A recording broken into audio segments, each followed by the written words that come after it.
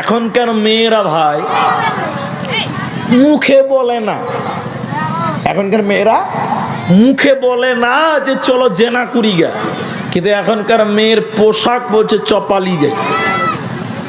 Dress জামা কাপড় পুরুষকে আকর্ষণ করে এখনকার মেয়েরা, করে না?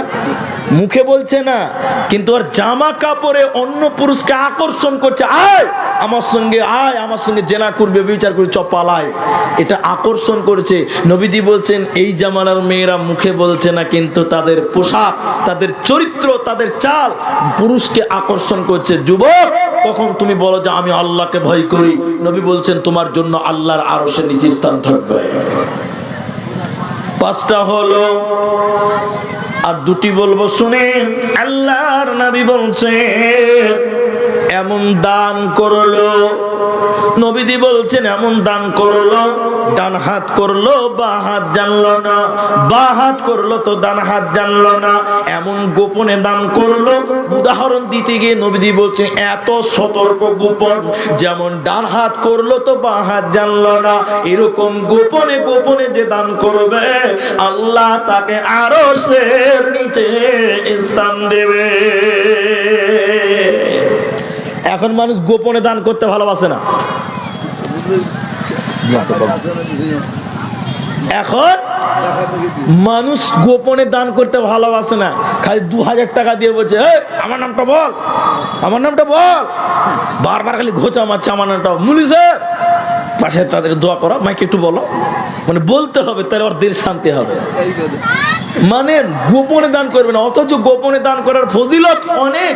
আমি বলছি না যে প্রকাশে দান করা যায় না, যায়। আল্লাহ বলছেন কোরআনে সিররাউ ওয়া আলানিয়া, প্রকাশ্যে এবং গোপনে উভয় ভাবে দান করা যায়। যারা বলছে গোপন প্রকাশ্যে দান করা যায় না, ভুল বলছে। কোরআনে এসে আপনি খুলে দেখুন, আল্লাযীনা ইউনফিকুনা আমওয়ালাহুম বিল-লাইলি ওয়ান-নাহারি সিররাউ ওয়া আলানিয়াতান ফালাহুম আজরুহুম ইনদা রাব্বিহিম। আল্লাহ কোরআনে বলছেন সিররাউ ওয়া আলানিয়া, গোপনে এবং প্রকাশ্যে উভয় ভাবে দান করা জায়েজ। এটা আমি হারাম ফতোয়া দিচ্ছি না, জায়েজ আছে, তবে উত্তম হচ্ছে গোপনে দান করা, উত্তম। কেন? নবীজি বললেন কেউ যদি গোপনে দান করে, ডান হাত দান করলো তো বাঁ হাত জানলো না, এই বুখারীর হাদিস। রাসূল বলছেন এই গোপন দানকারীকে আমার আল্লাহ আরশের নিচে স্থান দিবে। আরেকটা পাপ থেকে বাঁচতে পারবেন, রিয়া, লোক দেখানো একটা অপরাধ, এটা শিরকের মতন গুনাহ। লোক দেখিয়ে কোনো আমল করতে হয় না, লোককে খুশি করার জন্য কোনো আমল করতে হয় না। এখন 5000 দিয়ে বলছি, মাইকে বারবার বলছে বল, গ্রামের লোকজন জানতে পারে আব্দুর রহমান 5000 টাকা দিল, মানে গ্রামের লোককে জানাতে চাইছে এটা দান লয়, এটা শিরক, রিয়া, লোক দেখানো ইবাদত হলো শিরক, এটা ইবাদত হবে না। জি, সতর্ক থাকতে হবে। আপনি আমার কথা রাগ করতে পারেন, তাহলে কটা হলো? কটা হলো? 6টা হয়ে গেল, বাকি রইল একটা। চলে গেছে সব লোক। যেটি আছেন ভাই আর উঠিয়েন না, বলুন ইনশাল্লাহ। আমি 10-15 মিনিট যাই বলি, এটা দোয়া করবো আপনাদের জন্য। আমি মুসাফির, আমি একটু মুসাফা করব, আপনারা, আমি একটু দোয়া করব, আপনারা একটু দোয়াতে অংশগ্রহণ করবেন, কেউ আর উঠিয়েন না। আমার একটা খুব খারাপ দিক আছে ভাই, আমার সামনে লোক কথা না বললে বক্তব্য রাখতে পারি না। তবে আমি যে আজকে কিয়ামত সম্পর্কে না, আমি দাওয়াত সম্পর্কে আয়াত পড়েছিলাম, ইনারা বুঝতে পেরে গেছেন। আমি দাওয়াতের গুরুত্ব নিয়ে বক্তব্য রাখবো মনে করেছিলাম, কিন্তু দেখলাম ভাঙা মজলিসে কি বক্তব্য রাখবো, বক্তব্য ফোটাতে পারবো না। আমি আপনাদের আরেকটা কথা বলতে চাইছি, এটা গুরুত্বপূর্ণ কথা, আর কেউ উঠিয়েন না। 10-15 মিনিট যাই বলে 7 নম্বর, নবীজি বলছেন রাজুলুন যাকারাল্লাহু খালিয়ান ফাফাযাতহু আইনাহু। দয়ার নবীর কথার কত দাম মাবুদ। বিশ্ব নবী বলছেন যে আল্লাহর ভয়ে কাঁদে, আমাদের জীবনে আল্লাহর ভয় নাই। নবী বললেন যে লোকটা আল্লাহর ভয়ে কাঁদে, এই ভয় করনেওয়ালাকে আমার আল্লাহ আরশের নিচে স্থান দিবে। তাতাজাফা জুনুবুহুম আনিল মাজাজি'i ইয়াদউনা রাব্বাহুম খাওফান ওয়া তামা। আল্লাহর ভয় নবীজি বলছেন তোরা দিলে রাখ, তাহলে তোদের ইহকাল কামিয়াব হবে, মরার পর জান্নাত হবে। বিশ্বনবী বলছেন বুখারীর অন্য জায়গাতে, ওয়াল্লাযী নাফসি বিয়াদিহি লাউ তা'লামুনা মা আ'লামুন লা বাকাইতুম কাসীর ওয়া লা যাহিকতুম কলিল।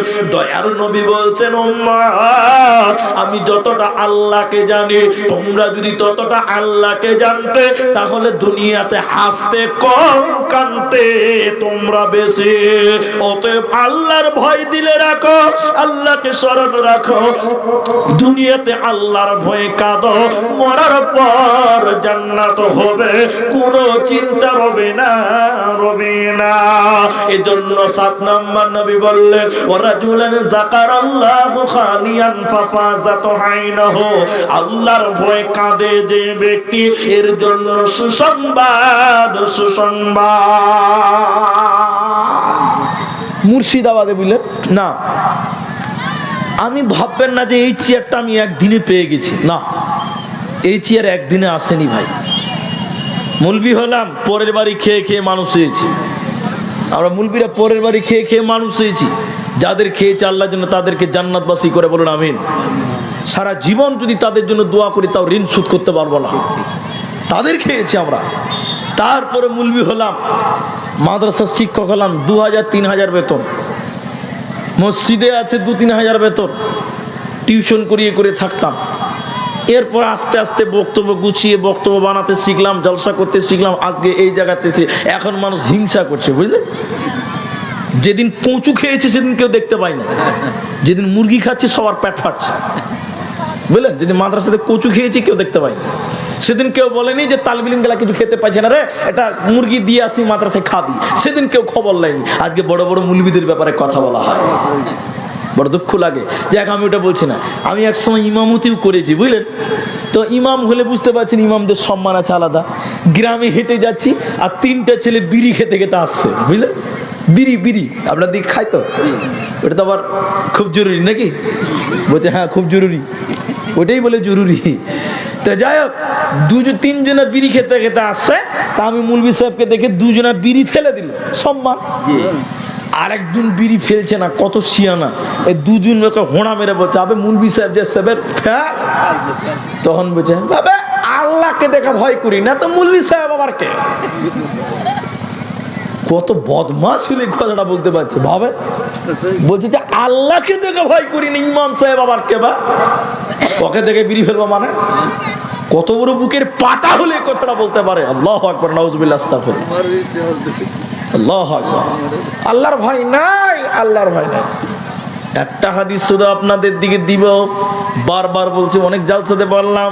নবীজি বলছেন আল্লাহর ভয়, নবীজি বলছেন আল্লাহর ভয়। হে পৃথিবীর লোক শুনে নাও, 3টা ব্যক্তি এমন, 3জন ব্যক্তি এমন আছে যাদের চোখ জাহান্নাম যাবে না, জাহান্নামের আগুনে পুড়বে না, তারা জাহান্নাম দেখবে না, দেখবে না, বলুন সুবহানাল্লাহ। 3টা চোখ জাহান্নাম দেখবে না, জাহান্নাম যাবে তো দূরের কথা, পূর্বে তো দূরের কথা, জাহান্নাম দেখবে না। 3জন ব্যক্তি আছে, শুনেন কে? আল্লাহ রাসূল বলছেন, যেই চোখ আল্লাহর ভয়ে কাঁদে, সুবহানাল্লাহ বলুন। যে চোখ আল্লাহর ভয়ে কাঁদে ওই চোখ জাহান্নাম দেখবে না।